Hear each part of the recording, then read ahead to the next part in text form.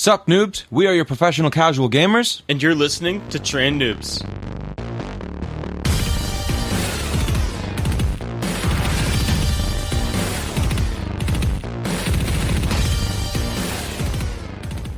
Sup, noobs? What's up, Welcome noobs? to another episode. The Sup, noobs is kind of not really necessary because I have that in the actual audio intro that I'm going to be cutting in. But it doesn't matter because we're here. We're recording. I'm here today with Matthew and Jason. They are substituting for our beloved Jason number 1. Jason number 2 is here. That's what we call him here on the show. You probably wouldn't know that because you probably haven't listened to it yet, right? Wait, why am I Jason number 2? That's my question. I don't know, man, because he records the show here with me, and he's Jason number 1 because he's in front of me. I was born first. It doesn't matter. I was born first. He's got a bigger beard. He has glasses. Well, he's so taller. the glasses is a disadvantage. I have 20/20 vision. So what else? Let's go. First the worst, second the best, bro. I don't know about that Got one. the point. Yeah, and Matt, both of these guys, we've talked about Jason number 2 a lot, because he's been really involved with a lot of the things that me and Jason number 1 have done for a long time. Matt has been really involved more with me over the years than he has with these other guys, but basically all of us met in what we previously mentioned in episode 0 was 105th STS, the Special Tactics Force, Special Tactics Squad Force. See, I'm thinking RTF right now, aren't I? 105th STS. And Matt, your name in that clan. Yeah. It was Jackson. And mine was Peter. Yeah. Now, obviously, both of our names were different than what they Completely actually different. are. Oh yeah. Why was your name Jackson? Well, my name was Jackson. I was real young at the time, and I was pretty interested in the Civil War. So the name comes from Stonewall Jackson. And I was playing Medal of Honor one day, and like back then, like you didn't use your real name on the internet because you didn't like when some like random dude to like hunt you down. So I was just like, you know what? I'm playing a war game. I like the Civil War. Stonewall Jackson, someone I just read about. Boom, Jackson. That's what I'm gonna use. So that's how it came about. That's really cool. Mine started out, I don't think that I was in 105th with this, but I started out, I was big into World War II at the time. And my first name was not Peter. My first name was, I talked about this on my first episode here, on episode 0. And I fucking forgot the name then, and I'm forgetting it fucking now, too. It was one of the guys in Band of Brothers. And I can't fucking believe I'm forgetting this name again. Shifty Powers. That's Shifty. what it was. Yeah. Shifty Powers. He's the guy who got shot in the ass, right? Yeah. That's exactly what That's yeah, he got shot in the ass, bro. I don't remember that, but I fucked up good, sir. I fucked up real good. I love that guy. That is one of my favorite all-time shows I've ever watched. So I named myself Shifty Powers for like a couple days, and then I just named myself Peter. But yep, you were Jackson, I was Peter. Ironic as fuck. Oh, yeah. And then you got this guy over here, Jason number 2. You can explain your name and its origins because I know that it goes deep. Enoch. I don't know. I guess it comes from my graffiti past or short-lived graffiti days, I guess, as the rebellious teenager that I was. I don't know. And it just kind of stuck, and it was that forever. I'm not like the other Jason who has 1,000,001 names that he goes by. Depends. Did you listen to that episode that we talked about that? Yeah, well, I didn't need to listen to it. I already knew the names. Yeah, but it's so apparent to all of us that have spent a lot of time together that we made an episode about it. We talked about it in the show. It's like I'm like, I think this is the longest he's ever had a name. What would you say his name is right now? Glamorous. I just call him. Is that what we're on? I always default to Box now. Well, because that's like what we formulated, I guess, our friendship or had the most fun at a certain point was Box. Maybe that was the longest one he had or something. Yeah, before Glamorous. And then he's like, oh, my new name's Glamorous. I'm like, I was like, Glamorous? Really? Why? And I think it was because of the song.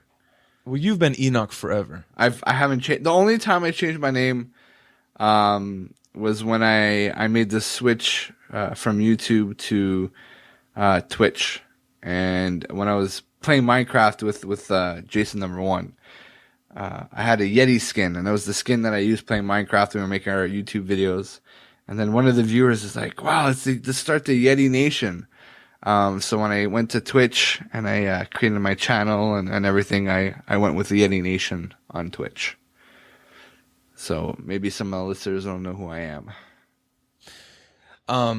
So you are Yeti Nation as more of a broad internet thing, but obviously you're always Enoch. You're like, your first name might as well be Enoch to us, at least. Well, I no, always still just call you for Jason. sure. I guess Yeti Nation was more of the Twitch channel was like a persona. Totally. Not a persona, but that's who I identified on Twitch was Yeti Nation. So like people would see me, and some people still know who I am. They're like, "Oh yeah, that's Yeti Nation." They don't know me as Enoch. I guess my friends and inner circle knows me as Enoch. Well, shortly, I want to get into a little bit more of your guys' gaming past and history and our history together and stuff like that. Give the people listening a little bit more of a feel for who you guys are and who we are all together. But I want to say real quick, I apologize that there's gonna be no video up on the YouTube for this episode. Without Jason here, he's the one who does all the video recording. I could have set it up, but what's happening here is these guys were nice enough to come in and fill Jason's shoes, and Matt especially came. He came right after a wedding where you were best man, right? Yep. And Wait! You just came from a wedding. Yeah. You were the best man, and you're still able to speak. What? What kind of wedding was this? Here in the Midwest, a lot of people are very spiritual and religious, and this was a church wedding with a church reception, which means there's absolutely no liquor. Oh. Is what it is. So wouldn't have been my choice, but no big deal. Yeah, something like that. Yeah. No, it was a good time. Though. It was a great time. I'm not saying it was a bad time. And like I said, I appreciate you coming. You've got to go to work in the morning. We can't drag this on forever. I mean, we could. We could. I mean, oh yeah. Well, you don't need to be arrested for selling cars, right? No, absolutely not. No. In fact, I do better when I'm tired. So as a result of all those things, we're not recording the video this week. Next week, when Jason's back, we'll be doing the video. Just no time to get everything set up to be able to do all that. And Jason already has it all pre set up and stuff like that. So we're just going to be putting the audio up on YouTube this time. So what I wanted to do is I wanted to get a little bit more into your guys' history, because I know that there's a lot of gaming history there. We're going to start with Matt, because Matt, you and I and Jason, we all started playing together in 105th, like we said. That was back in 2005. You were 16? Ooh. 14. No. 14? No. 13. If you remember correctly, I lied to get into that clan. I don't remember. Yeah. But I always knew you were young, and you always had a voice that didn't portray your actual age. What year was that? Do you remember what year that was? 2005. Okay. 2005. So in 05, let's see here. I'm 23 now, so I would have been 13. I was 13 at the time. Okay. You were 13 years old. I was 13 years old at the time, and the thing was, like, you sounded like a 40-year-old with a big sloppy dick. Like what's up with that? Okay. Big sloppy dick. I love it. Yeah. Okay. Probably not the words I would have used, but I like it. I love it. What had happened was I started playing on this really similar story to you. I started playing on this Medal of Honor, Allied Assault, and I started playing on the server that was like really tactical, and turns out like it was 105th STS. And so I start like doing some research on it, and it turns out that you have to be like 16 or something to get in this clan, bare minimum. I'm like, oh well, that's clearly not going to work. And they had this like ROTC program or something for the younger people, but you couldn't do tournaments. I was like, no, it was just for Glenn's daughter. It really was. It really was. It was Mouse, right? Yep, it was Mouse. Yeah. So I was like, mobile mouse. Mobile mouse. So I was like, no. I'm doing tournaments because I was pretty good at the game. Like I felt like I was probably not as good as you guys were, because you guys were much better at shooters than I was. But I was definitely better than the majority of that clan, I think. And so I was like, no, I'm not going to just do skirmishes. I want to do the tournaments. So I lied on my application and said I was 16. Well, like 2 years later or something like that, maybe it was even 3 years later, it just it came out somehow. And like there was like this whole like tribunal, and like they were thinking about, because I was an officer at this point, so they're like thinking about like demoting me. And so I was like, and at the time I was all into it, so I was like real worried about it. But yeah, that's kind of the story of STS and how I got involved. I remember that. Was I an officer? Yeah, I think I was on the tribunal and all that stuff. It was crazy. Sorry, squeaky fucking chair. God damn it. No, that was like, man, those were the days, man. I had so much fun playing that game. it's kind of funny because like at the time I was super worried about it, but like as you get older, you just stop caring. Like at this point, I've just been like, all right, well, just kick me out. You're gonna lose like your number 4 shooter on the clan if that's like really what you want to do. By the time I was like I'll tell freaking you out. what. You were 13 years old, but from the very beginning, and I'll say this to you right now, you have always been one of the smartest people that I know. Period. Like one of the most intelligent people that I've ever met in my life, and that showed when you were 13 years old. Not only did you have a deep voice, you sounded like you were at least 16, which was the minimum requirements, but you were fucking smart. You've always been super fucking smart. And that really translated over. And you mentioned that we had the fucking tribunal or whatever, and that clan was so much fun, man. Dude, with they all took the that shit crazy seriously. Seriously, dude. Like you had all the rank systems. You had what? You had like fuck if I remember all them all. But I know that there was like riflemen's and riflemen elites and vets and all these different ranks and systems and organization, and we all had meetings all the time, and we hosted training sessions, and it was so much fun. I don't remember doing any training sessions though, to be honest with you. I remember with you. I think they were more like, just go do whatever you want to do. Now I do. Your brother was also in the clan with us as well. Yes, he was. Yeah. And I don't know. It's just we've always been such a big group. Now, after 105th, the reason I said earlier that you've always stayed a little bit more in touch with me than these other guys is because you kind of took the route of you played a lot of World of Warcraft. A lot. Yeah. And I did too. I played a lot of World of Warcraft. These guys didn't really play World of Warcraft, but at the same time as I was playing a lot of World of Warcraft, I also played Counter-Strike with these guys. So I always kept both ties. At some point, I left World of Warcraft and got into more things. And when that happened, me and Matt kind of became, more of a distance, but I always try and keep in touch with you. You're one of my favorite human beings in the world. Oh, I appreciate that. But the World of Warcraft, man. Now, do you know how many days that you had on Hardif? You're gonna embarrass me here. Hardif, like 300 probably. But the thing is, so you played like through Burning Crusades and then kind of drifted off in in Wrath of Lich King, right? I played through Wrath and I drifted off at Cataclysm. Okay. I had on my main character, I had over 200 days. I think almost 250 days, and that was on my warrior. But then I gave that account away, and I never really got super into it again after I gave that account away. So I kind of want to get into that, and I don't want to do too many inside stories here. But if you remember in Burning Crusades, Raymond, who went by Miz at the time, one of Mike's good buddies, he was in the top. Who, also, if he listens to this show, I fucking invite him into the show, and he just now logged on to Hearthstone. That son of a bitch. We Snapchat. I'm gonna send him something tomorrow. But so he was in the big sloppy dick to him. No, definitely not gonna do that. He was in the top guild on our server. I think that guild was called Stasis, right? And I was in a. That was on Halmarush. Halmarush Alliance. And everybody called it Homo Rush. So I was in a guild called Dark Council, which was not as good as Stasis at the time. In fact, I remember one time, this will always stick with me. We were in Hyjal, and I had asked Miz, like, we needed a healer bad, and I, like, begged Miz, like, over and over. He finally was like, all right, I'll come. And he was so fucking stingy with his time dude, back he then. was. Like, Mr. Pro badass WoW player. Yeah. So I beg him to come, and he actually helps us down, like, one of the bosses, right? So, like, we make progression, and I'm real happy about it, and, like, Miz is like, dude, you guys are fucking noobs. Like, I don't have time for this, and he bounces, right? And so, anyways, long story short, Stasis leaves the server, and that leaves Dark Council to be the number one Alliance guild. And it was kind of funny because that really made me more interested in World of Warcraft. At the time, I played a lot, but I was not as serious as I was when I got into Wrath and Cataclysm. Now, during Wrath, I took a break. I did not like rehashing of Nax. I thought it was really boring. I thought it was just kind of a waste of time. But then in Cataclysm, I was with a guild that was very competitive. We were always top ranked on the server, and I played a little bit of this last expansion, Mist of Pandaria. Really wasn't my thing. Actually, I branched off into Diablo at that point, and now Hearthstone. I had a hard time with pandas. I'm not gonna lie. I had a real hard time. But pandas are so cute. That's the problem. Yeah, it was different. It wasn't bad, just different, and it wasn't something that I enjoyed. So you did that, and you've pretty much always been back and forth on WoW. But what else have you played over the years since 105th I days? got super super super competitive into Battlefield. What had happened was I was still in high school at the time.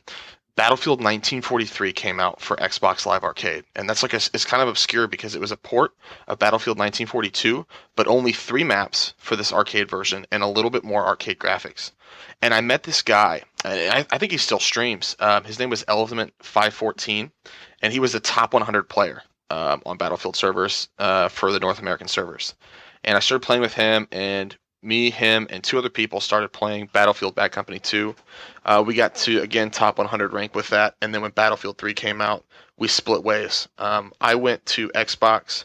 He went to Xbox, but then I went to PC because all my friends were playing PC at the time. And so I switched. That's a race. And that's actually when I built this, the previous computer to this. So I got really competitive into Battlefield 3. And I did pretty well with that. But when Battlefield 4 came out, that's when I got like obsessed. I would come home like every day from work, and I'd play Battlefield 4 over and over and over again. And like, if you were online at the time, you read like Battlefield 4 was having like major glitches. I didn't even care. I was powering through that. Like my game would crash. I'm back in. I'm like right back in, and I ended up Until somebody destroys that building and then it crashes the server or something. Yeah, but you know what? They did fix that pretty quick. They did, Yeah. and you kind of learned which maps to avoid. So like if a server loaded That a was map, the hot story. That was the hot story of last year. Is how fucked up Battlefield 4 was. it was, and that's partially because obviously they're trying to push it out, but it's a business. So of course they're going to try and push it out as quickly as possible. Gone are the days, and really Blizzard's like one of the last companies that really does it. Where they test the game and really vet it before they send it out. So it's just I think that's going to be. Unfortunately. It is unfortunate, but it's just part of it. I think we're going to see more and more of that. But it's funny talking about Battlefield 4. I was streaming at the point when it released into alpha or beta, and I have clips on top of clips of the sickest sniper shots I've ever seen. Like, I'm not trying to boast myself, but like I'm like shooting people out of helicopters. People are jumping out of the building while it's collapsing before they open their chute. I'm like shooting them mid like flight. I had so much fun with that game. Like you said, even through the crashes and the bugs, it was just so much fun to play. It was excellent. It was. It really was a great game in my opinion. People unfortunately don't give that game credit that it deserves because of the glitches in the beginning. You play that game right now and it's flawless. I mean, the only thing that people still complain about that is just really the network in terms of, you shoot and you think you're out of the way, but you're not. And I think that's going to be prevalent in shooter games for a long time just because that's the way that the engines are created. That's one of the reasons why when you've got a shooter with a good engine, everybody flocks to it. Right now, Counter-Strike Go is huge because it really was an upgrade from Source. Mm-hmm. Everybody always had a little bit of an itch for something back from 1.6. Like CS Source came into the scene. There was tournaments and competitions. It got on DirecTV, all that shit, and everybody never stopped talking about 1.6 because there was something about that engine that they liked better. Well, now CSGO, they did all the tweaks. They focused so hard on making it what the feel of that old 1.6 engine that everybody likes it and everybody accepts it. And I think Source 2 engine's going to be coming soon too, or something like that. Yeah, I was reading about that actually. Yeah, they're gonna look to upgrade Go for sure. But they've turned Counter-Strike from kind of like a super competitive game into they kept the competitive edge, but they've brought so much more of like the casual community too. I find with some of their game modes and the skins and all this, they've really developed a game that's pulling in people that aren't so hardcore, but because there's so many little things that you can do inside the game that I find it's going to keep growing. And even for the hardcore players, those things are also a hardcore. Like I'm a hardcore. I used to be a hardcore Counter-Strike player. Now, not so much. I don't have the time for it, but I love getting those skins, man. It's hard to not drop a shitload of money on cases. That's the business model. I mean, really. Yeah. I mean, you get a couple beers in you, and you got your wallet upstairs instead of downstairs, and you're fucked. I remember when League came out, And that's obviously where CS:GO has gotten its business model. I remember League came out and people were saying, "Oh, Riot's never going to be successful because they don't make any money on the front end of their game." But I know people who have spent hundreds, thousands of dollars on their accounts, and that is just the business model going forward. What that does, I think, specifically, it brings that casual gamer to watch the hardcore gamer in a tournament. And so if you're a business who wants to advertise and you want to make that hardcore gamer compete on a grand scale, that's how you bring money in, is by making sure that the casuals are watching the game. I think they did a really good job with that. Like, an excellent job. Well, exactly, because Absolutely. you don't only have like the emotional investment, but you have the financial investment, because you spend so much money on buying these skins and like, oh my god, a new champ came out, or this new flip knife came out, let me buy it on the marketplace. You're spending money, and then you have this emotional and financial tie, and you're like, well, the pros are playing, let's see them, let me see how I can get better, right? Because now you're not just playing, oh, come home and play. You're like, I spent money on this game, I'm gonna play it, and now I'm going to watch the pros to get better. So it's kind of like a cycle. And I think it's great for esports. It really is. Yeah, it's awesome. So, all that being said, currently now, Matt, no more BF4, I'm assuming not so much? I really wasn't happy with the hardline decision, so I'm kind of doing that little boycott thing. I'm really hurting EA, Yeah. I'm sure they're feeling it. They're feeling it. But now, you are like me, and really I'm very, very, very, very much in Hearthstone. Kind of the story behind that is my brother played Magic the Gathering. I'm sure a lot of people who listen to your podcast already know. A lot of people know about Magic in general. And he always wanted me to play with him. But there's such a financial burden to play that game, because Hearthstone is not really that expensive. It is. You got to spend a couple $100 to get enough packs.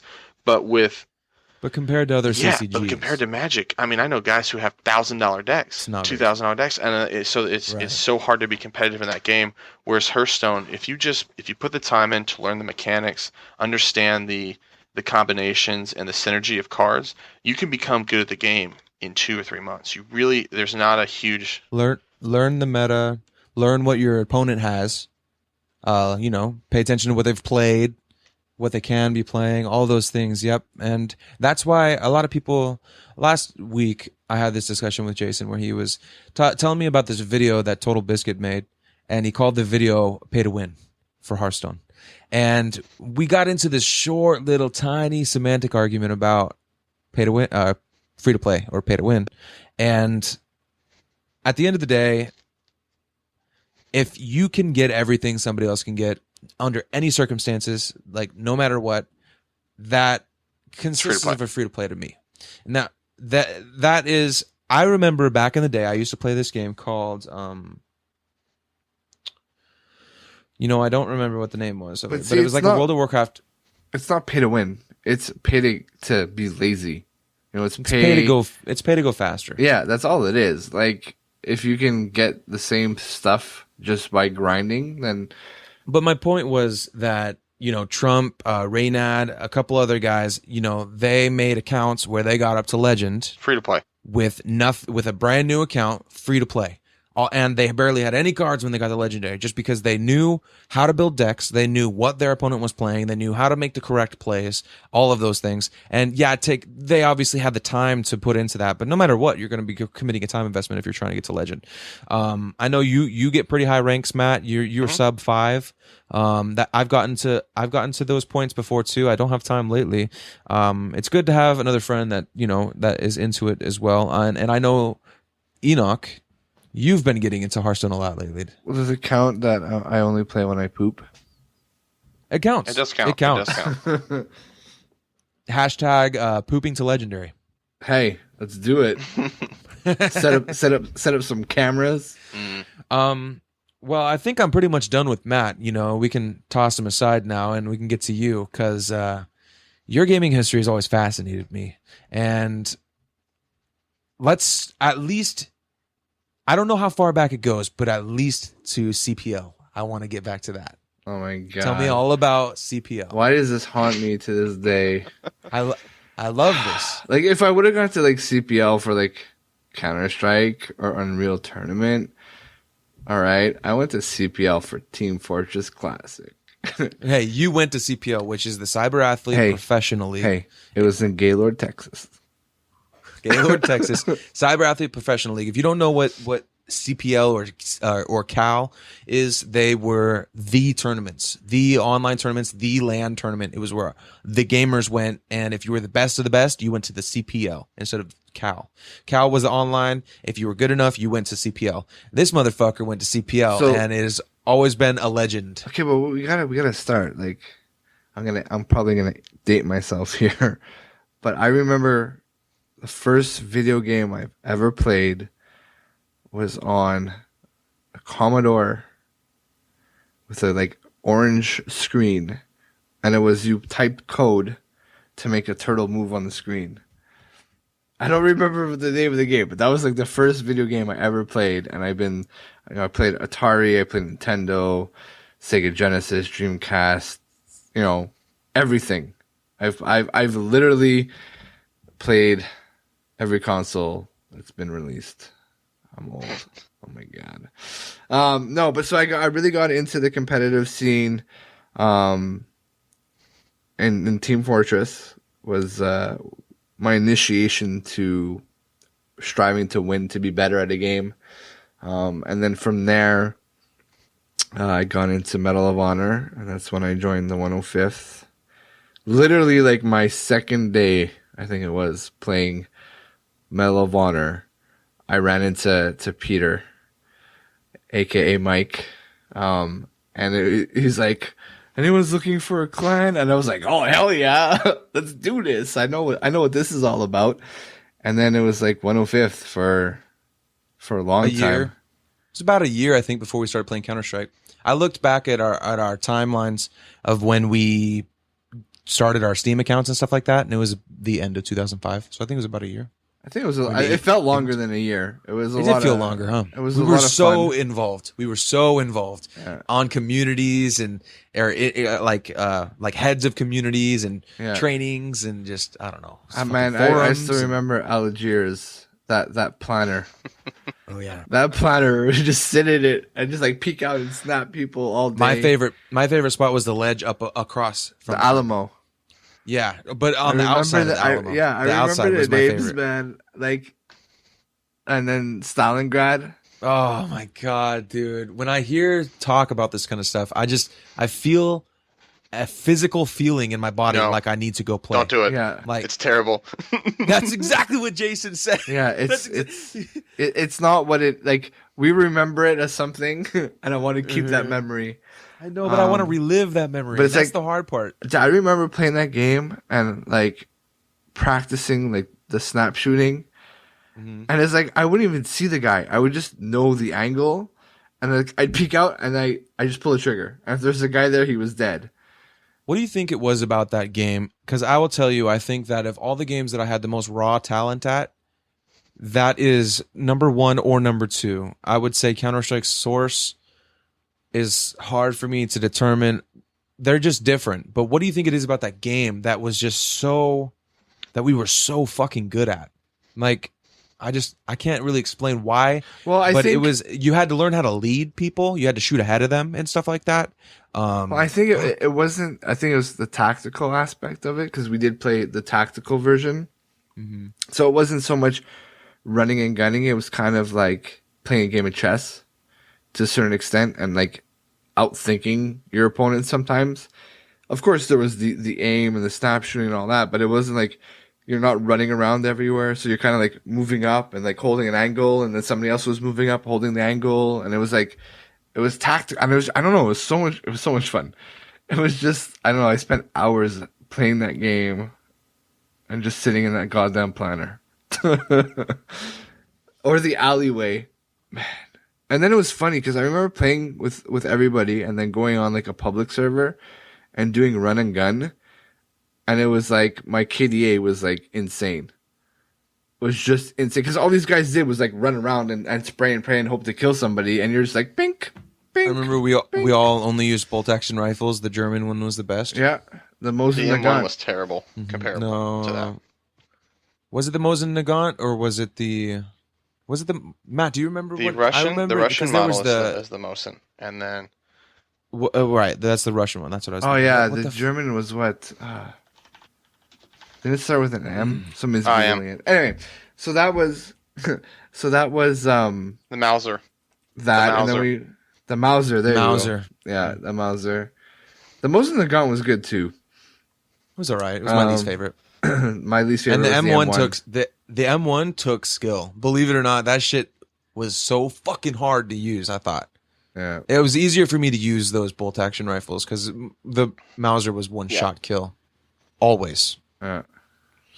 But so you know, Medal of Honor, and then Counter Strike with you guys. We started RTF, and then Trice, and then whatever other and clans. then Impulse. And Yeah. it doesn't matter. They're all segments of RTF. Yeah, I mean, exactly. that's really Well, what it Impulse is. is because we wanted to start the server company. Which we did, and we actually kicked ass at that. So this is something that I haven't talked about before, but we actually used to own me and Jason and one other guy, but I don't remember his name.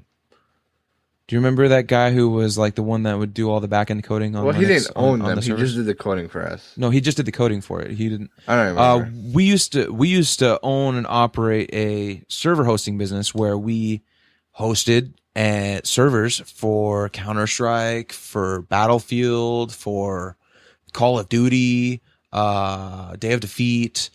We used to have all these kind of servers, and at some point we must have had a good few dozen people that we had on our server box. Well, what happens is you buy a server box, and you buy one server box, and you start filling it up, and you can't do it anymore because it starts slowing down. So you need to buy more server boxes, and we had no problem filling up the server boxes.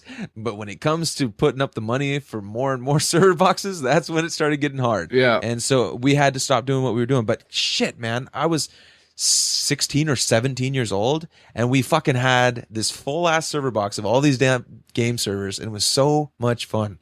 But yeah, Impulse Online was the company name. Impulse Anyway, Online. so- I wonder if I still own that fucking thing. So that happened, and then what happened after that? Oh God. Well, I think that you played a little bit of World of Warcraft with us at one yeah. point. Well, I played WoW with you guys. Well, a little bit. Well, compared to me and Matt, a little bit. No, I still fucking remember. I'm grinding fucking TC to get this fucking helm, the last piece of my fucking set, and then Mike's like, you know what? I'm gonna start playing my warrior again. Second run through, he gets the fucking helm that I want. And I'm like, I've been grinding this for fucking 3 weeks. I didn't get it yet. And he's like, oh, second time through, I get the helm. And I was like, you motherfucker. But anyway, so I played enough of WoW. And then I think I kind of took like a break, for gaming from a little bit. But then I came back and, started the YouTube channel with Jason playing Minecraft, playing some DZ, and then I started my Twitch channel, and I played a lot of War Z, and then playing the odd and ends game like Battlefield 4, Rainbow Six Siege, Ark. That's actually I liked Ark. I don't have the time to spend 8 hours on fucking training a dinosaur, feeding it berries. And then a lot of League of Legends throughout that period as well. Hearthstone, Heroes of the Storm. I don't know. Like right now, I don't have a main game. I think I'm just kind of playing everything. I have a new girlfriend, so it's like, spending time with her and developing that relationship, and working back to the working world. But no. So I work. It's funny. We had a server company. Now I work in a data center. What's up? Yeah, man. It's obviously what we do. It's what we've always done, is this kind of shit. So I can't post the picture, but I'm gonna show this picture of my data center that I work at to Matt and Mike, and they're gonna jizz in their pants. No. I can't is this wait. like a Google sized data center, or like an Amazon AWS data center? Okay, so I can't. Are you just picked like the two biggest companies that would have possibly had the biggest data centers in the world? Is it biggest number two or biggest number one? Where the pictures? Where the pictures go? This camera's fucking with me. Well, that pretty much sums up what I wanted the listeners to know about your guys' relationship involved with me and Jason. It goes deep. It goes 10 years. You guys have been with us for 10 years, which is the same amount of time that me and Jason. Now, I got to think. Enoch, do you remember if I recruited you to 105th first or Jason number one? I was first. I was the first, and then he came So along. you have been my longest friend online. So And him probably by the next day. Oh, wait, but Matt was already in the clan when I got in. yeah, but maybe you weren't friends with him because he was only 13. You know? He didn't know. Nobody knew. No. Nobody At that knew. time, I know nobody at that knew, time, but I'm just saying that's why you weren't friends. At that time, I was 16. So you must have. June What's your birthday, Matt? 92. So mine's March. So you're 4 years. 23. So yeah, right. So I was 16. So I must have been. It must have been before June, and I don't know. Somehow or may have another, been I was 12 at the 16. time. You were. It may have been before my birthday, and in fact, I think I was, because I think ROTC started at 13, and I was 12, and I think I just lied completely because I couldn't even get into ROTC, but I wanted to be in the clan. So let's think about this. Wait, I want to think about this for a second, just because it was 2005, and the reason that it's called 105th is because it's January 05. That's when the clan started. So January, what the fuck? Oh, okay. I just fucked you up, man. So January 05, I would have been. I was born in 88, so I would have been 17. You're really good in math. No, I was 16 in January. So yeah, that's why I was 16 until March. And so you were 12 until June. Holy shit, you were 12 years old. 12 years old, dude. That is amazing. And you were in the clan before I got in the clan. So you were definitely 12 years old when you joined that clan. That's amazing. That just goes to show you're definitely you were at a higher intelligence level than 12. I don't even know a 12-year-old, man. Yeah. That's awesome. Anyway, so you guys got to know a little bit about Jason and number 2 and Matt number 1. And I mean, I love that you guys are here. I appreciate it. I wanted to talk about something with you guys, and I think that one of you guys has experience with it. I have experience with it, and one of you is avoiding it, and that's fucking Windows 10. Okay. I already know where you're going with this. Okay, yeah, so right before the pre-show, Mike was talking to me about this, and he was like, did you go to Windows 10 yet? And I kind of hesitated. And of course, you can't see my face right now. But I started sucking on my teeth. I was like, and the reason I did that, I was an early adopter of Vista. And I'm going to tell you, that was the worst experience I'd ever. I literally thought that my computer was done for. I had just spent like a grand at this time to build this computer, and nothing worked. I mean, nothing. I was staring at an 800 by 600 resolution screen because drivers for my graphics card had not been produced, and you couldn't backtrack at all. So I'm sure Windows 10 is fine. I'm not doing it. I'm going to wait at least a month, at least. Now, you said that you couldn't backtrack at all. Now, I will say I've got a 30 gig section on my freaking SSD right now reserved for if I decide to go back to Windows 7. It's got all those files, so you can go back. So far, so good. I did have a problem. My 144 hertz monitor was going on the fritz after like 30 minutes of using my computer once I installed Windows 10, but not my second monitor, my 60 hertz monitor. I'm like, what the fuck is going on? And I was researching everything, and this is one of the problems. And I totally understand your early adoption fears, because one of the number one problems is I go to Google something and there's no fucking information out there yet. And so I just have to fucking think, and so far so good. No problems, because I figured it's only a monitor. No problems on thinking, or no problems on the monitor? No problem. So far so good. No problems on the monitor. Okay, I just wanted to make sure, because you said you had to think, so I wanted to make sure your brain's okay. I don't know. Sometimes I say something that I don't mean to say, or I mix up my words or something like that, and I get corrected on the spot by Jason number 1, and I'm like, no, fuck you, I didn't say that. And then I listen back to the recording, I'm like, oh, fuck me, I did say that. So far, so good. I assumed that since that bottom monitor was 144 hertz, it was something to do with that. So I turned it down to 60, and it's working. So hopefully there's some sort of maybe it's a driver issue, or maybe it's a Windows update that needs to be coming. But right now I'm running to both my monitors at 60 instead of my 144 at 144. But if anybody out there is listening and they're having the same issues, dual monitors. I had 144. I have 144 hertz Acer, and I have a 60 hertz ViewSonic. And my 60 hertz was doing great, and my 144, after like 30, 45 minutes of using the computer, would go all black and gray with horizontal lines. I mean, just fucking sucked. And there was no way for me to get out of it. I just had a hard reset. So that's the only problem I ran into, other than it is so fucking different. And you could talk a little bit about that, Jason, because you have some experience with it from at work, right? Well, so I have my personal laptop at work, and so I get to work, and I normally get to work a little bit early, and so I open up my laptop, and I'm like, Windows 10, what's this? Click. Oh yeah, okay. Go get my coffee, come back, and it's like installing on my laptop. I'm like, oh shit, I clicked OK too many times. So it's I let it install, whatever. But like at work, I don't really use Windows, right? We're a Google company, right? So like we use Google for work. So like Gmail, Google Docs, like I'm not using Excel. So it's like everything's browser based. So like it's still fresh. It looks good. It runs fine. Nothing happened. Am I going to install it on my gaming PC? Hell no, not yet. I'm going to wait. You know, there's no point for me to do that now. I don't need to. You know, for your data center, you said it's a Google company? No, it's not owned by Google, but when I say Google company, we use Google for work or Google for business. Instead of using like Outlook and like all this shit, we just use Google. Everything. Well, when I go to the website for your data center, which we won't talk about because that could be implications that we don't want, but I go to your website that you sent me, and it's for a fucking data center, right? Yeah.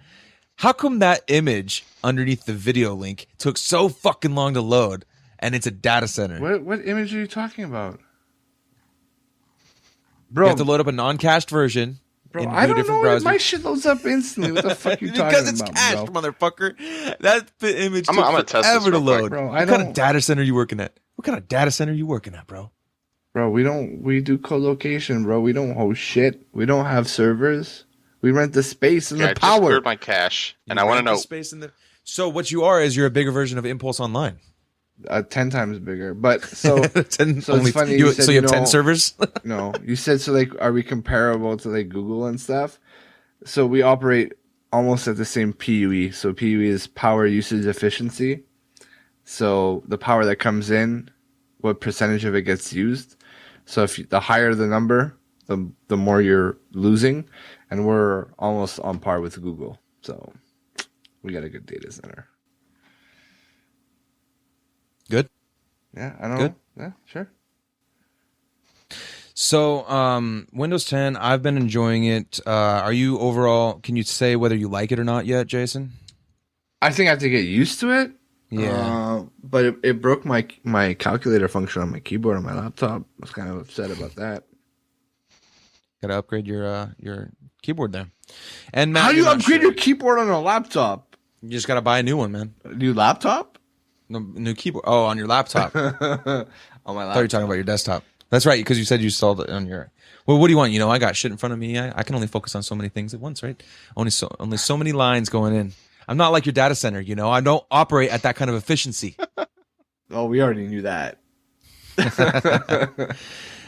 Something else I wanted to talk about, since we have a lot of Counter-Strike history going on. Have you heard, Jason, about the Cloud9, ex-Cloud9 player talking about being on Adderall while they were at ESL? Yes, and you know what? I'm not surprised. To be honest, like these guys, like especially like the big tournaments, they're operating at such high levels, and they need to focus. And I'm not surprised that they're using.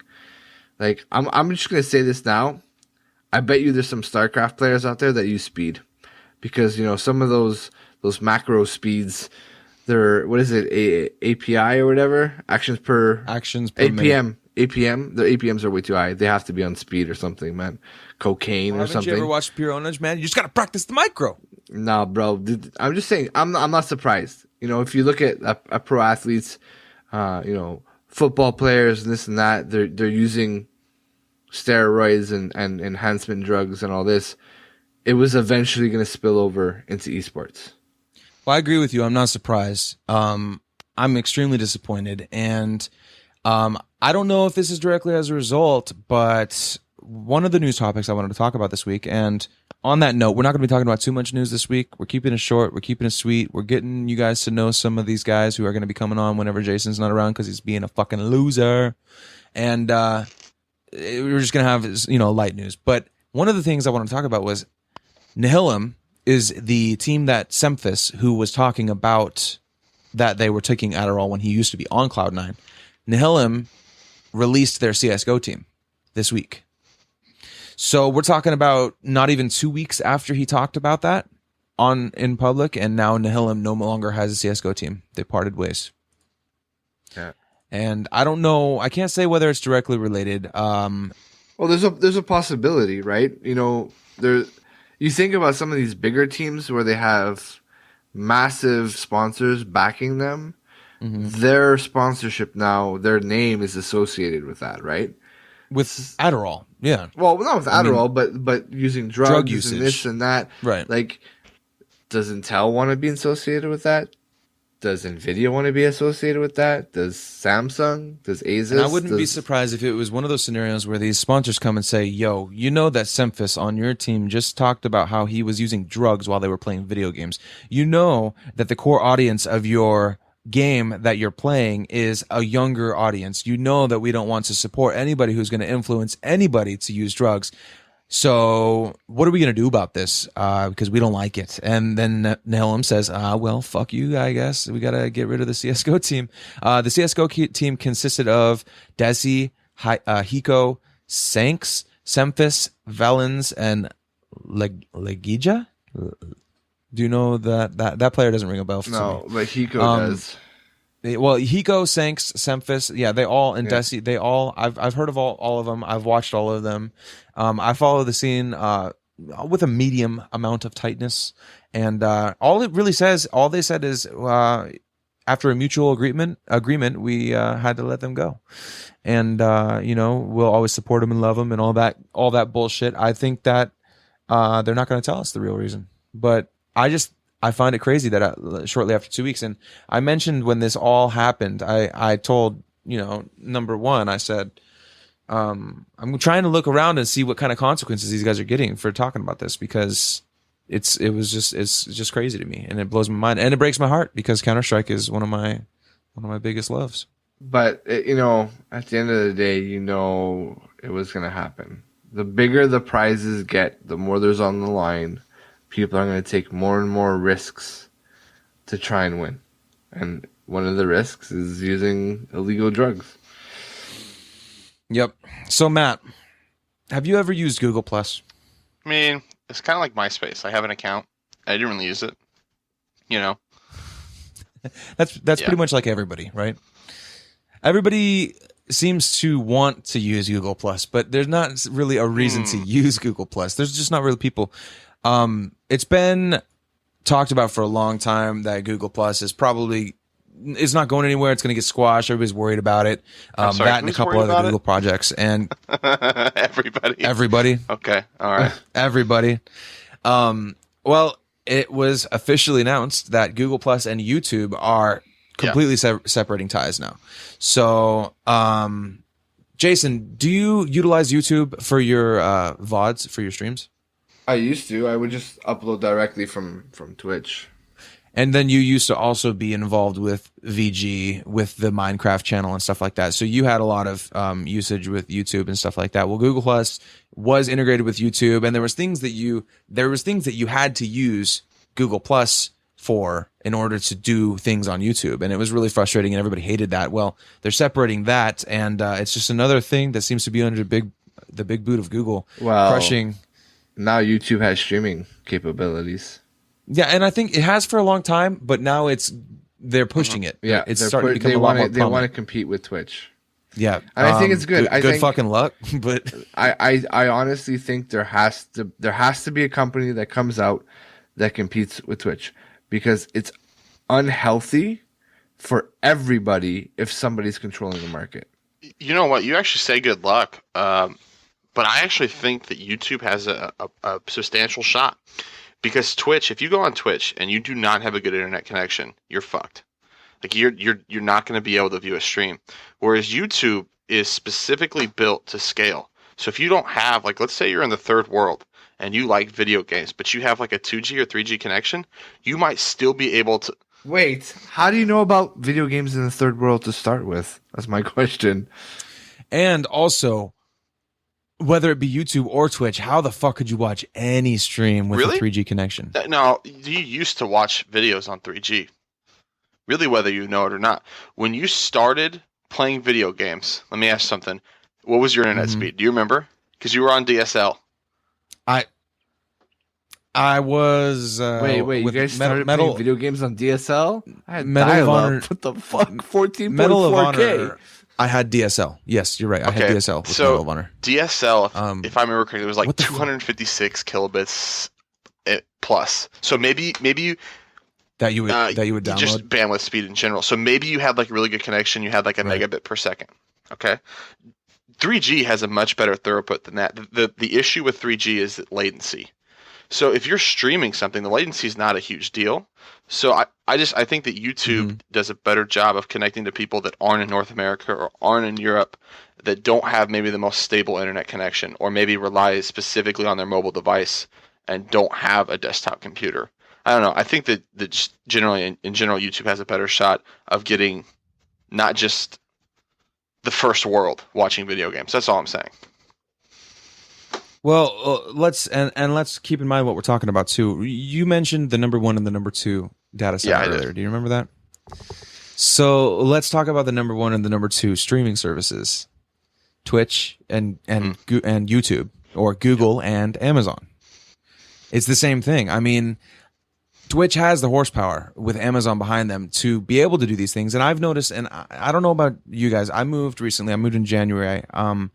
And when I moved here, my Twitch did not work at all. I couldn't watch it on Source. I couldn't watch it on anything. I had to get like a third-party software to be able to watch anything, because I think it was something with my internet or my ports or something like that. And all of a sudden, just fixed itself out of nowhere. And I don't know if that's a Twitch thing. I don't know if it was my internet just deciding that. It was only Twitch. Only Twitch. Nothing else gave me an issue, right? And now Twitch is working. So I would like to think that Twitch is always expanding, growing their game, doing all that kind of stuff. And I don't know how much money, is Amazon is putting behind them versus how much money Google is putting behind YouTube streaming and stuff like that. But I know Google wants it bad. So I will give you the point that Google wants it bad, and they might just try and force it to happen. But Google doesn't have the best luck trying to force it to happen. I really like Plus. You almost have to be first to market anymore to be successful. Like, Well, that's not true. Owned 3D or owned TV, whatever, back in the day was the first true streaming site. Now, there was Justin TV, but Justin TV was so everything. The first specialized one was Owned TV, and then Justin TV created Twitch and said "fuck you." And do you remember? But wait. Twitch paid all the League of Legends players to switch from Owned to Twitch and put them on contract. That's actually a very good point. And then that is a Owned very disappeared. good point. Well, the same exact thing happened with. I remember specifically that there was players that could not play anywhere other than Owned. Yeah, but they paid those players. They swallowed down. Twitch paid their legal fees or whatever, and bought them out, and then made them sign contracts with Twitch. Twitch literally bought and shut down Twitch, own TV, by taking all of their main streamers. So the very first thing that I ever started watching streamers on was I always watched Day9. And do you remember what his first streaming platform that he used to use? It was Live Streamer or livestream.com or something like that. I don't remember exactly what it was called. But there's so many different streaming programs out there for webinars and things like that. But like a true dedicated gaming streaming platform was Owned. And then Twitch came on and said, you know what, screw you, we're taking over, and literally made them close because they swallowed Now everybody. Google could do that too. I mean, Google has not as much capital maybe as a company like Apple in the bank, but they have more than enough funds to basically buy Twitch, and they probably could buy Twitch if they wanted to. So there were originally talks of Google trying to acquire Twitch, and then Amazon probably said nope, and they bought them. And if you think about it, Google competes with Amazon, and Amazon competes with Google on different levels. So there has to be somebody to come and challenge Twitch, because leaving Twitch the way it is to just grow and do whatever they want is not going to help the streaming community, in my opinion. You gotta have fair competition. Yeah. I think that having the fair competition is great, because I like that, but it's hard to do this with the streaming, especially because everybody goes to the one location where all their favorite streamers are. So imagine trying to split them up and giving people two websites to go to. People aren't going to want to do that. I mean, how do you do that? It's the reason Twitch worked from the beginning was because you said that they paid them all to come over. Well, when the whole population of the people that you like to watch goes and moves simultaneously, then it's easy to make that switch. But nobody is going to be able to pay off these people to get them to go from Twitch. Well, here's to my YouTube. question. Okay, so I don't stream, so I really don't understand the aspect of the business side of that, of how you make money on that. But if someone poses the question to you, let's say maybe that Twitch has 1 million unique visitors versus YouTube having 10 million or 100 million. These are just random numbers, but YouTube is a bigger website than Twitch. As a business person, do you want 100 million visitors or 1 million? Of course you want the 100 million. Whether you can get that or not, though. I know that people try and stream on YouTube and they just don't get people to watch. It really depends. Like YouTube has to come up with like ULive, and really restructure their platform and the way they present it. Because if you go to Twitch, you go to the main page and there's the streamers that they pick to showcast on the top, and then you have the main games, and then you can click more games. So it's very neatly organized. You go to YouTube, and it's not at all like that, especially for live streaming, right? YouTube was designed as a video platform to view videos that people uploaded, and they need to kind of like restructure it and figure out a way to present it so it's user friendly. Right? Because right now, it's not. Like, unless you're subscribed to the channel, you're not going to know that guy's live. So you're never going to create a community or community growth unless they restructure the layout of the live streaming section on YouTube. So let me ask you this. You're a streamer. Yep. And at one point in time, you were a big streamer. You had lots of consistent followers, lots of consistent subscribers. You would play a new game that came out, and you would be the #1 streamer for that new game coming out often enough. Those kind of things is what that was your gig. Being a streamer, what would you want? What kind of a platform do you want to commit yourself to? Like, if you could build it, what was wrong? What would you change about Twitch that YouTube could do that fills the gaps? Politics, but you can't change politics. Well, can you? No. What kind of politics? What are you talking about? Things that I don't really feel comfortable discussing openly. Talking about how they treat their streamers? Are you talking about payment? Are you talking about inner circles, like Illuminati okay, so shit? You're talking about politics between streamers themselves. Between streamers and the company itself. So it just, I don't know, things that need not be said on a podcast. Well, and that's probably definitely something that you're not going to be able to avoid. Like you said, under any circumstances, that kind of shit's always going to happen. No, but it's.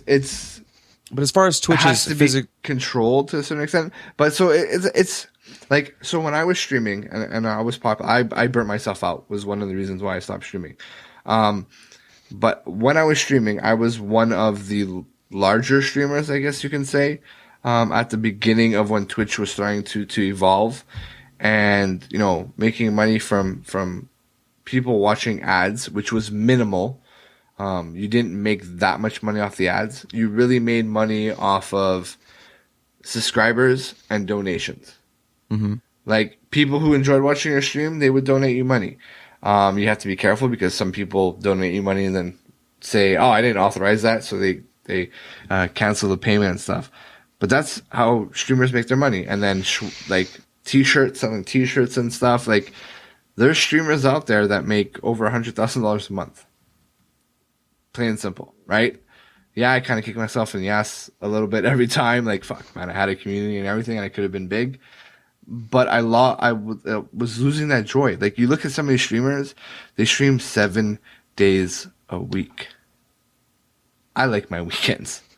I like my 9-to-5 job. I like making good money. I make good money at what I do. But then I have the weekends off. I have my nights off. I don't have to worry about, oh, if I take a vacation, is my community going to die? Is this and that? Like, there's always worrying about those people waiting around to watch you. Exactly. Like, it was fun. Like, don't get me wrong. I enjoyed it waking up in the morning, starting my stream, and then there'd be 300 people there as I start my stream. Like, they're waiting for me to go live. It's cool.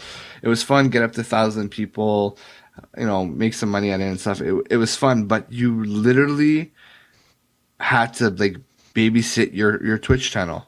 Mm-hmm. Like, okay, you look at somebody like, for example, Lyric. I'm pretty sure you can go on a week vacation, come back, and he'll still have viewers. His numbers will go down, guaranteed, but he'll still sustain that, right?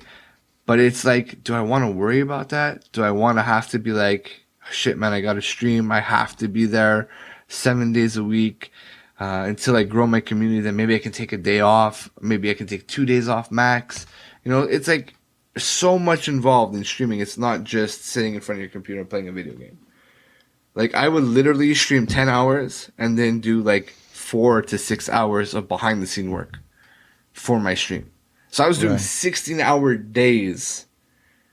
I burnt myself out. It's insane. It's so much work. People think you're a streamer. It's easy. You sit in front of a camera and your computer and you play video games all day. And I can tell you for sure, it's kind of been the same kind of thing with me with this podcast is trying to get all the behind the scenes shit figured out. I mean, if you're listening to this and you notice that our feed has been fucking busted all last week, well, you can thank iTunes for taking for fucking ever to update the goddamn RSS feeds, right? But it's just like, it's sending emails back and forth. I must have been emailing half a dozen companies just this week, getting shit figured out, working on things. And if I had to include, doing VODs, rendering things, getting my guy to make images for me, overlays, setting up all that kind of stuff too, that would be hard. That would be really hard. It's definitely something that you have to commit full-time hours to, more than full-time hours to. But you can't just do it as a passive thing and expect to be, good at it. No, it's a lot of work. It's not something that's given for sure. But there's a lot of behind the scenes politics stuff that people don't really understand goes on. But anyways, that's a discussion for another podcast. It's like a fucking middle school or something like that, like high school, right? So Matt, you play lots of Hearthstone. We talked about that already. Mm-hmm. How do you feel about the grand tournament, bro? Dude, I'm stoked. I'm really stoked. I got into the Hearthstone alpha, or maybe it was the beta. No, I think it was the alpha. So I've been playing for quite a bit of times, but I took a break right after Nax because it got boring, and I didn't really get back into GVG until it was like almost too late. So I'm really excited for Grand Tournament to come out because I'm going to be there when the new cards come out. I'm really competitive right now, and I'm really into, I'm not going to call it the scene, but I watch quite a bit of streams. Hey, man, that's the scene. I'm not going to let you do that to yourself. Yeah, that's the fucking scene. Okay, yeah. So I'm really into it right now, and I think that this upcoming season in August, I think I have a legitimate shot to hit Legend, because the meta is going to change so quick that it's not just grinding with one deck over and over and over again until you hit it. So I think I have like a legitimate shot. So I'm super, super excited. Some of the cards seem really cool. I think it's going to shake up Patron Warrior from being the top deck, hopefully. But my biggest thing right now is that there's already quite a few decks that you can be competitive with, and I'm really excited to see how the Grand Tournament is going to change that. So now, I might have missed it, but did you say that? Did you pre-order the decks? Oh, yeah. Yeah. Oh yeah. Did you say that earlier? No, I didn't. Okay. And actually, I took advantage of that because like Me too. you got to buddy. do the Amazon thing. And for those of you who don't know the Amazon thing, if you I don't understand how to do it yet. Actually, to be honest Okay, with you. so you have to have either an Amazon device like a Fire Phone or a Kindle or an Android device. This will not work for an iPhone or iOS device. You download the Amazon App Store, okay, and you download Hearthstone through the Amazon App Store, and what that allows you to do is buy things with Amazon coins. Now, Amazon always has a deal on their coins, so basically, 100 coins is $1. Okay, so 5,000 coins is $50. You can buy 5,000 coins for $45 and have $50 to spend in an Amazon application. So, for example, the Grand Tournament has a pre-sale right now. I think that ends actually in 5 minutes.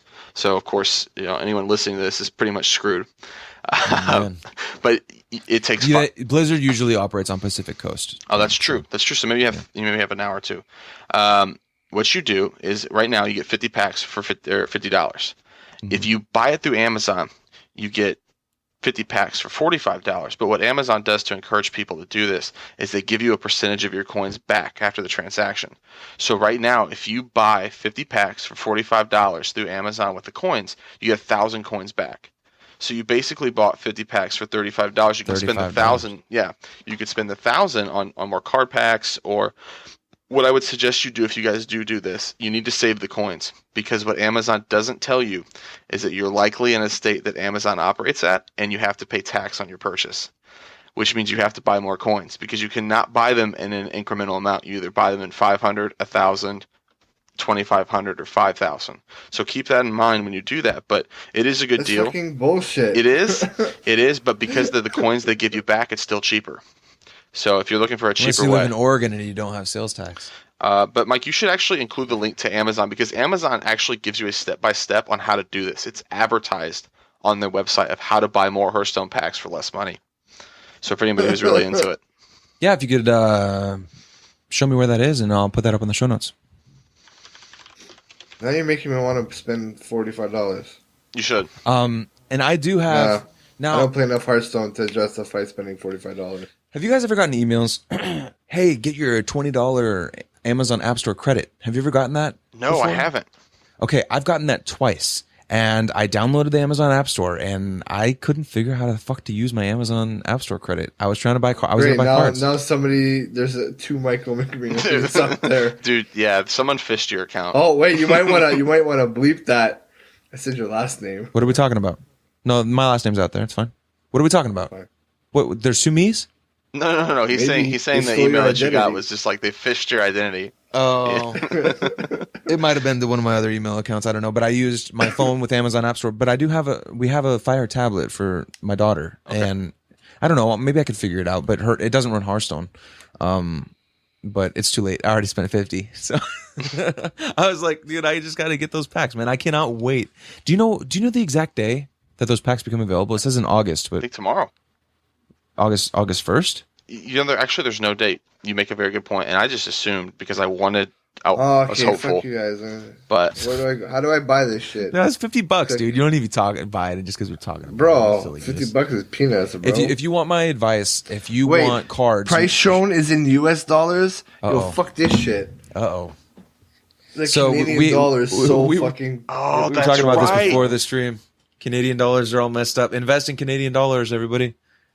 I guess it's 74 cents to the dollar right now. Hey, now you're gonna have to put a disclaimer on this podcast because you just offered that? investment advice.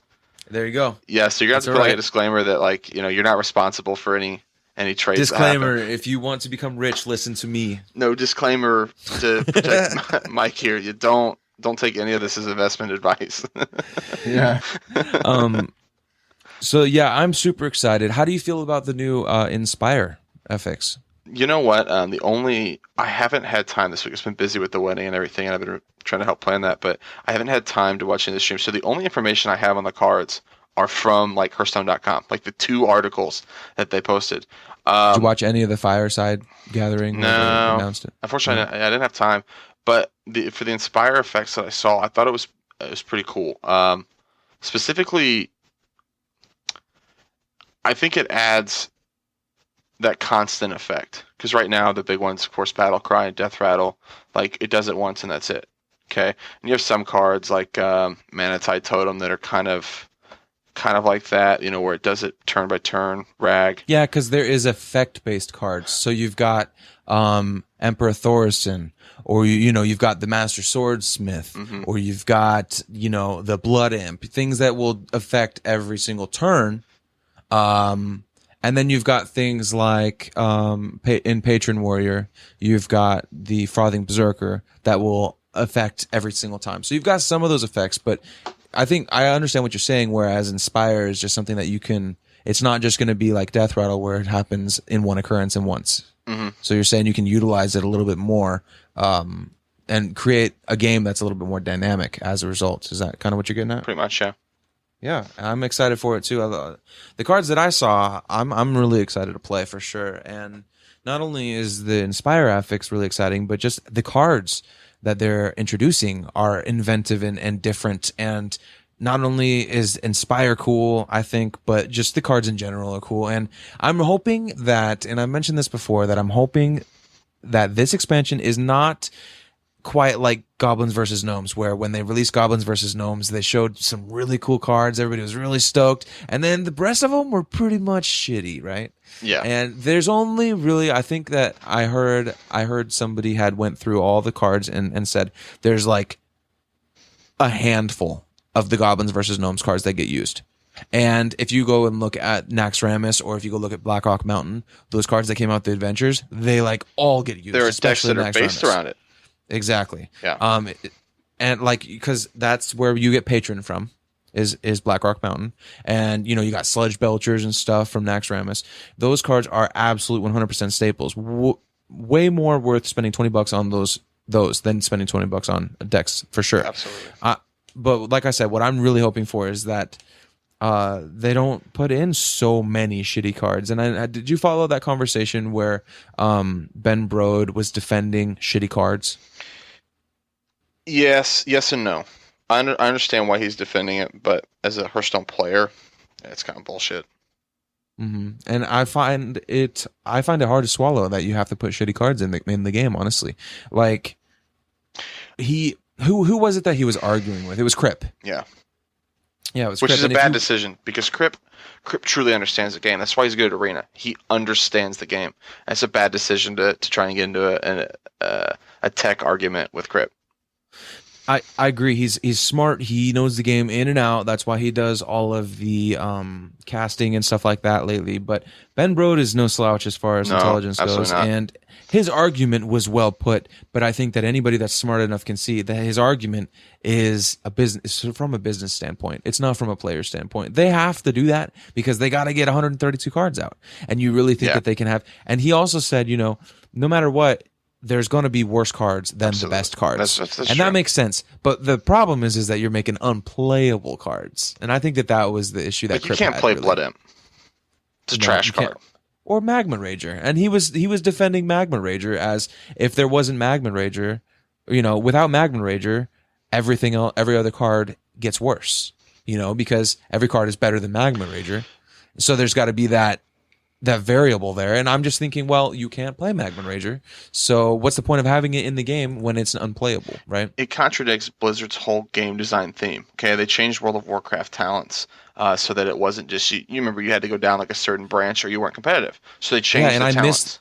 I missed that. I haven't played it since they changed it, but just the fact that I know that they changed it really makes me sad. Makes me bummed out. So Blizzard has this design element where they want it to be completely customizable. But with Blizzard and Hearthstone, it's kind of different because there are decks that are better than the other decks, and there's nothing you can do. Like right now, Patron is so good that every other deck just kind of has a chance to beat it. Not like if one player plays better, because Patron is so strong. And I understand Bim, his argument that there has to be bad cards, but you're absolutely right. It is a business decision. I've got to want to have to buy more packs because I didn't get the good cards. That's what it is. And that's fine. But what you were saying with you hope it's, kind of like better than GVG, the expansions do a great job for the casual player because you can spend $40 and get very, very good cards and guaranteed to get very, very good cards and keep you competitive. Whereas with, spending $50. Yeah, the adventures. Excuse me. I think I said expansion, but I meant the adventure. With Naxx and BRM, you get very good cards that make you competitive. and so you don't have to spend as much See, money. Right.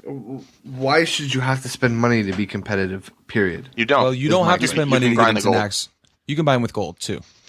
That's just Oh, you know how long it takes to get fucking gold? 3 wins. I don't know because I'm not. 3 wins. If you're a new player out there and you haven't gone through this, there's ways to get big chunks of gold. There's a lot of hidden quests that you can do. You can go online and search them up. Things like beat every single computer player. Like beat mage, beat rogue, beat all of them on normal, and then beat all of them on expert. Each one of those gives you like a couple hundred gold. Win an arena, do all these things. All these things add up to a good chunk of gold. If you're a new player, this is enough to at least get you into one of those. And I would probably say Nax Ramus, if you're a brand new player, is a little bit more beneficial to you. Black Arc Mountain is good too, but it gives you some pieces to some really good decks. It doesn't give you super solid cards. There's a lot of ways to do it, and like I said, if you're going to spend $20 on Hearthstone, spend it on the adventure. Don't spend it on a card pack. So you're going to get, for sure, good cards, and that's what you want. Well, Jason, you brought it up kind of in the pre-show, or maybe even the pre-show. That's for the extra subscribers. Mike will get to that later. The extra. You brought that up, that the pay to win, and I don't want to get into that huge argument there, but there's an entry cost to every game. Like if you started playing WoW right now, you are so far behind. I mean, you are expansions behind. Now, of course, there's catch-up mechanics for that, but for you to be, a day one player and be as good as someone who's playing, just because we said it earlier, like Nihilum, that's unfair to the players who have been playing for a long time, the guys who have spent 20 seasons, 20 months doing this. So it's unfair to say, okay, well, the guy who's been playing for 2 months, he should have as good of cards as the other guy. No, that's not what I'm saying. But I'm just, it's like you're like, oh yeah, just spend the money, I'm good. And it's like, how long would it take me to grind to get all those cards? It's going to take you like 3 months. That's what I see with new players. It takes you about 3 months to grind out, if you do your dailies every day, a competitive deck. A competitive deck can be all sorts of different types of deck, but right now, if you want the cheapest and best decks, you go Zoo or you go Face Hunter. Both of them extremely cheap to make. Like we're talking dust. maybe 2,000 dust is pathetic. I mean, one legendary costs 1,600. So you're talking about, if you feel like you want to get in there, you want to start kicking ass and ranking up, people make legendary every single season with Zulok and Face Hunter. People make top 10 rank. Top 10 rank with those decks. I mean, they're one of my favorite decks to play ever is Zulok, and it only costs a couple thousand dust. I don't think that. So what does Zulok mean? You're in a zoo and you got a lock? So what Zoo is traditionally in card games is you're playing a deck that's like a zoo. You've just got everything in there. You've got all the creatures, and they're cheap. So you can play them all really fast and easy. You've got a low curve. So when you're building a deck, it's got the curve is 0 through 10 mana. You got a low curve. Everything is focused really around 2 to 4 mana. You don't have too much more over that. I think that the Face Hunter deck, the most expensive card is 4 mana for the traditional Face Hunter deck, and I believe that's the that 4 mana 4/2 that gives your enemy a mana Arcane Golem. There's obviously different variations and stuff like that. But what I'm saying, Leroy, some run Leroy, and then you got the mid-range hunter that runs a couple other little bit more expensive cards. Yeah. Exactly. You don't need to spend a lot of money to get a competitive deck. Now, if you want to get all the legendaries, you got to spend a lot of money or a lot of time. But if your goal is to be competitive and to be successful in the game, you need to get with somebody that can teach you how to build one of those decks. No, this is what I'm going to do. All right, Mike, I'm going to give you my login information. You're going to log into my account. You're going to build my deck, and then I'll play. You can give a guy a fish, and that guy will eat for the day. But if you teach that guy to fish, what's going to happen? You're talking to me, right? No, yes. but here's the thing, though. Okay, I'm talking to the man who will never look up a link. He always makes somebody else look up the link. You want me to log into your Hearthstone account and make your fucking deck. You can look up a deck list right now. Okay, and you can look up a rank 1 deck list, and even if you can build that deck because you have the cards, doesn't mean you can play that deck.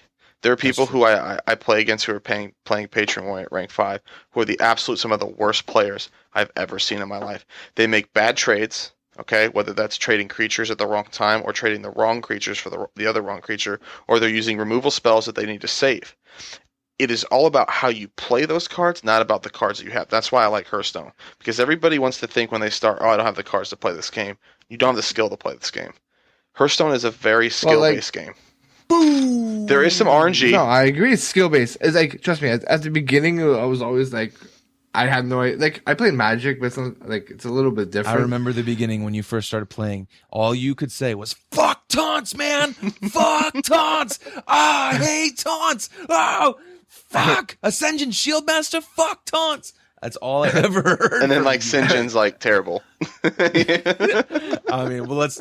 That, But then used to it's be, like the then I best start to card. understand. I start to understand the game, and then I'd be playing against somebody, and like I'll pull out a card that's an okay card, and they'll polymorph it right away, and I'm like, "You're an idiot," because next turn I'm pulling out my 7/6, and they're like, it's like they're using the wrong cards at the wrong time. I'm still learning, but I think I've come a long way from being the idiot player that I was to I am now. I'm getting better. I don't have the time to sit there and study the mechanics of the game.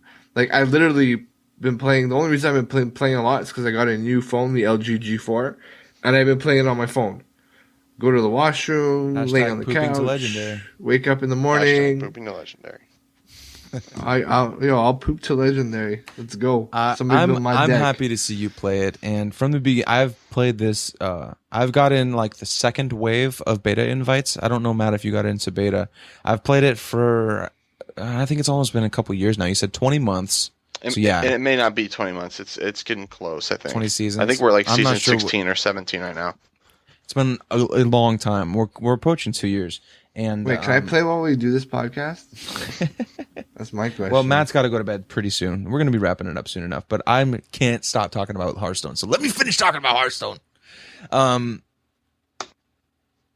It does have a lot of mechanics. It does take a lot of skill. And for those people out there who say it's pay to win, I need to buy the cards, they don't know what they're talking about because they haven't played Zulok. They haven't played a 2000 Dust Zulok, and they haven't learned that deck. And this is the thing, too. It's like every other thing that you're trying to get good at. You get a Zulok deck, and you practice it over and over and over, and you learn how to play it, and you learn what matchups it's good against and what it's bad against. And just like anything else, you're going to come up against Control Warrior, and you're going to get your face stomped in. You're going to come up against Handlock, and you're going to cry, and you're going to want to uninstall the game. But then you come up against something that you can totally own, and that's the way that this game works too. It's keep in mind that there is counters. Okay, and that's why a lot of the game format right now is Conquest, where you're trying to counter your opponent's decks. And it's very, very tactical in that sense. There's a deep meta to the whole thing, and so it's question. It's great. It's very in depth. My question: what rank do you think I am? 20, because I think I saw you on line earlier. That's cheating. I would have said Well, 18 you can't to 20. lose. You can't lose stars going down to 20. So I would have assumed at least 20. I'm 19. 19. There you go. And you know what? That's so much better than where you used to be. I'm so proud of you. And just for pooping, Shut up.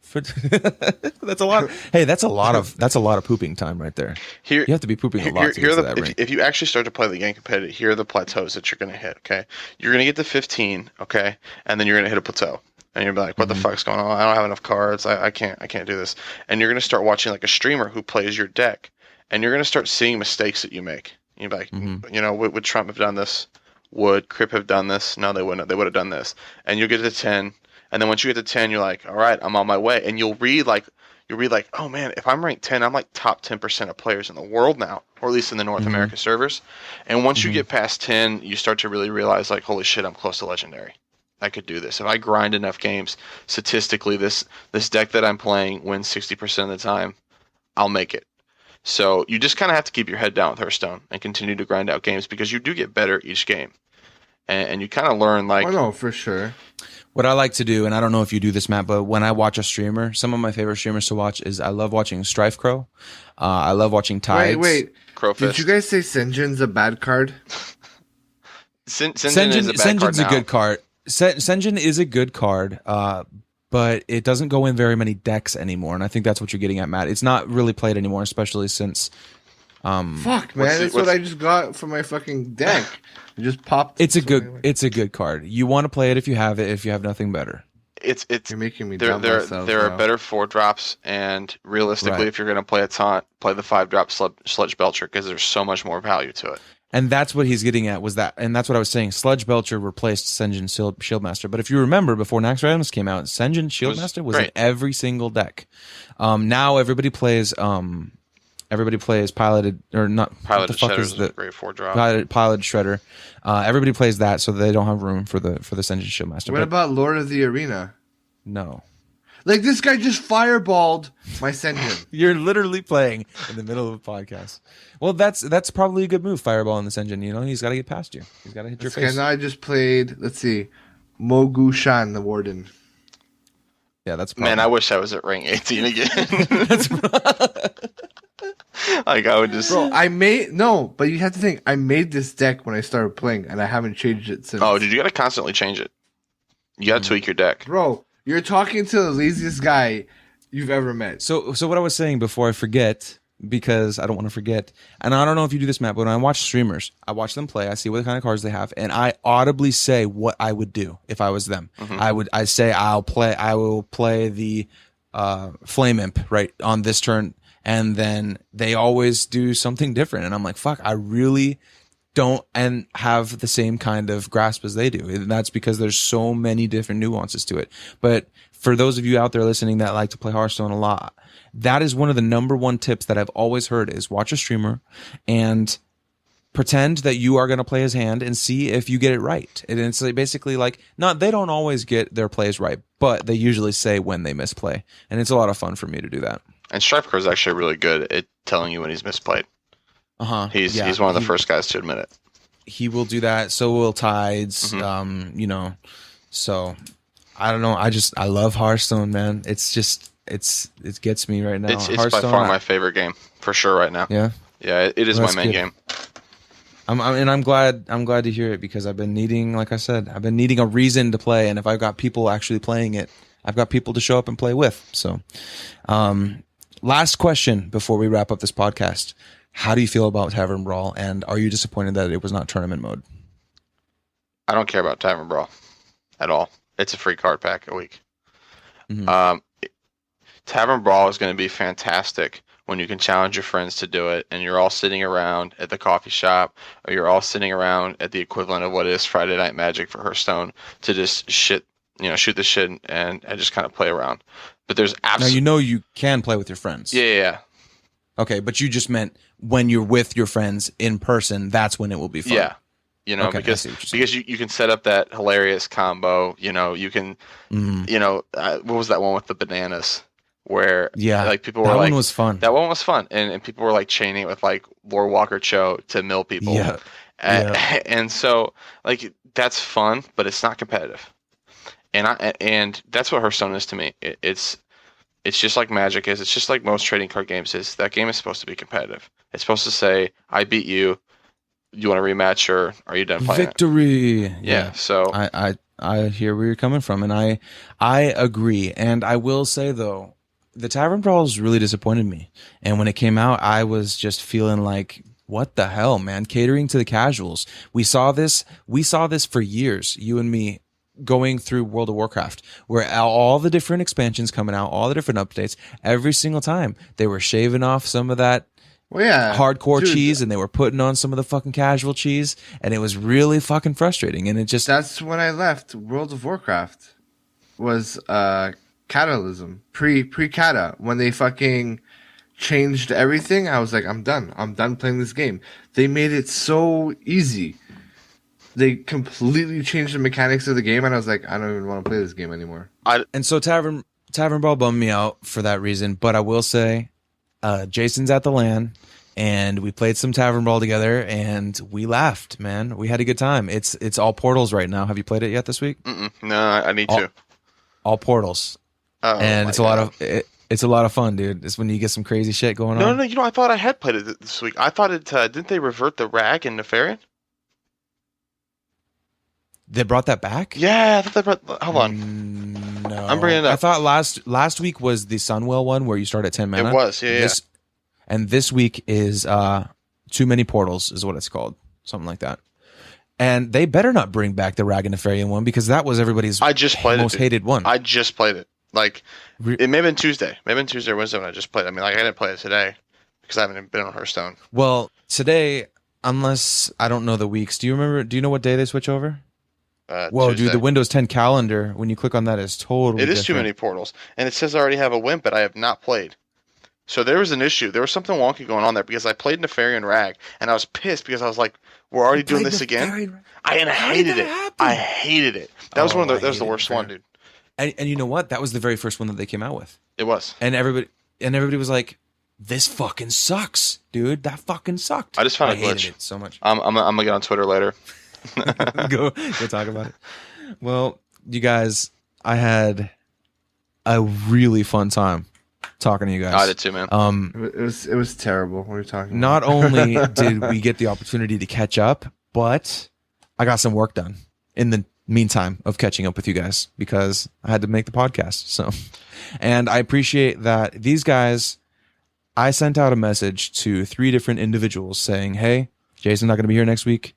Do you guys want to be on the show? And it was less than like 30 seconds. And they're like, I got your back. Don't worry. And I really appreciate that, you guys. It was awesome. And especially, I expect that of Jason. That's just, we're close and that's what he's always done. But Matt, we haven't talked for very, very often lately. Mm-hmm. And I was really surprised and happy to see how fast you responded yes, and that you came on and helped out because it's been a while since we've caught up, and it was really good to catch up with you. So I think we're all of us, just in general, everybody that we met in 105th and onwards, we're busier now. Unfortunately we're adults at this point.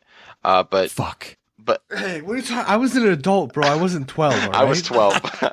I was 12. No, wait. How old were you in 2005 in January? I was 12. Jason. Oh, you were 12. I was 22. So see, so like you're like, and we were like best friends.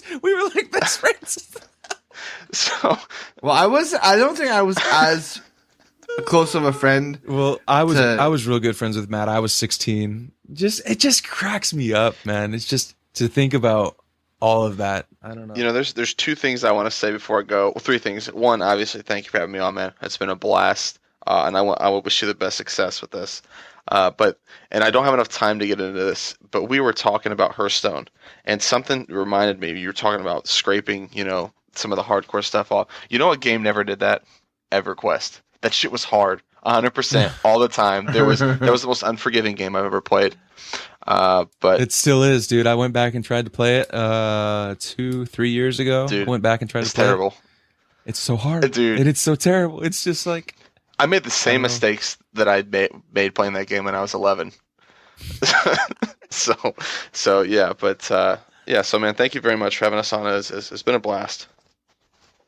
Thank you guys. It was a lot of fun. Thank you guys. Except next time, can we talk about a game I know about? Oh shit, man! We talked about some stuff it's Hearthstone, man. What do you want from us? All right, guys. Well, thank you for listening. I'm going to finish off the show by reminding everybody that we do have our Patreon up and running. If you guys are interested in getting our pre-show, go ahead and head over to patreon.com/trainedsnoobs. What we do is we record our pre-show, us sitting down, getting the show ready. It's real fucking stupid and it's not scripted or anything like that. It's also not edited. I uploaded it raw, and it's real fun. You get that. You also have the chance to get access to a VoIP server. You can come into a TeamSpeak, hang out with us when we're online, and play some games with us. But head over to patreon.com/trainednoobs. Help support us and help support the show, and head over to trainednoobs.com. You can get all of our links at the bottom of the page. Check out the show, subscribe to it now that the fucking RSS feed works. And thank you so much, everybody, for listening. And we will see you next week with Jason. Thanks, guys. Thank you. See it. Thank you for listening to the Train Noobs podcast. Visit us at trainnoobs.com, where you can find links for all of our social media. Join us again next time, and have a pleasant day.